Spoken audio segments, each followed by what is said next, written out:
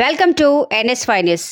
రంగారెడ్డి జిల్లా Rachakonda commissionerate Meerpet police station పరిధిలో దొంగతనాలకు పాల్పడుతున్న ఇద్దరిని అరెస్ట్ చేసి రిమాండ్కు పంపిన పోలీసులు జల్సాలకు అలవాటు పడి తాళం వేసిన ఇళ్లను టార్గెట్ చేస్తూ దొంగతనాలకు పాల్పడుతున్న షేక్ అమీర్, షేక్ ఫెరోజ్, అమీర్ అనే ముగ్గురు నిందితులు. వీరిలో ఇద్దరిని అరెస్ట్ చేయగా ఒకరు పరారీలో ఉన్నారు. మీర్పేట్ సీఐ తెలిపిన వివరాల ప్రకారం ఈ నెల 13వ తారీఖున మీర్పేట పరిధిలో జరిగిన దొంగతనం కేసులో వీరిని అరెస్ట్ చేశారు. వీరి నుండి 6,80,000 రూపాయల నగదును రికవరీ చేశారు. గతంలో వీరిపైన సుమారుగా 20కి పైగా కేసులు నమోదు అయ్యాయని తెలిపారు. వీరిపైన తెలంగాణతో పాటు మహారాష్ట్రలోనూ పలు కేసులు నమోదు చేశారని తేలింది.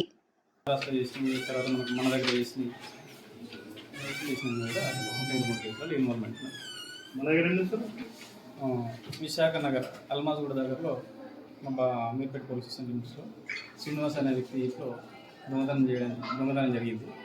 మధ్యాహ్నం ఆయన 1:30 సమయంలో ఇల్లు లాక్ చేసి వనసర్పురం పోయి మళ్ళీ 3:30కి ఇంటికి వచ్చి చూసుకున్న వరకు ఇల్లు లాక్ పగలగొట్టి అందులో ఆయన 11 లక్షల రూపాయలను దొంగిలించడం జరిగింది.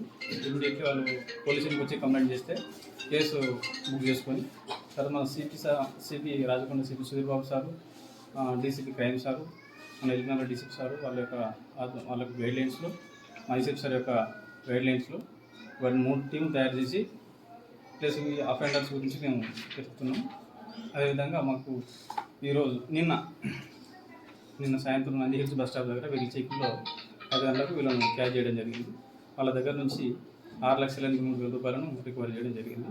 ప్లస్ ఈ కేసులో మొత్తం 3 ఇన్వాల్వ్మెంట్ ఉన్నారు. ఇద్దరిని పట్టుకోవడం జరిగింది. ఇంకా ఒకరి గురించి కూడా నెక్స్ట్ ఫర్దర్ కొన్ని మీద అమౌంట్ కూడా రికవరీ చేయడానికి నేను చేస్తాను. చెప్పిన ప్రకారం 3 టీం తయారు చేసి 3 టీంలలో కూడా ఈ వనస్థలపురం టీము, వనస్థలపురం ఎస్ఐ గారు, తర్వాత మా ఎస్ఐలు, తర్వాత మా క్రైమ్ టీం అంతా కూడా 3 టీంలు డివైడ్ అయ్యి ప్లస్ వీళ్ళ గురించి బాగా చేసినందుకు మా సిపి సార్ అందరూ కూడా ప్రత్యేకంగా వాళ్ళకు రివార్డు కూడా ఇవ్వడం జరుగుతుంది. కనుక మేము ప్రత్యేకంగా మా మీర్పేట పోలీస్ కంట్రోల్కి మా క్రైమ్ టీం అందరూ కూడా మేము అభినందిస్తున్నాం. గతంలో ఉన్న కేసులు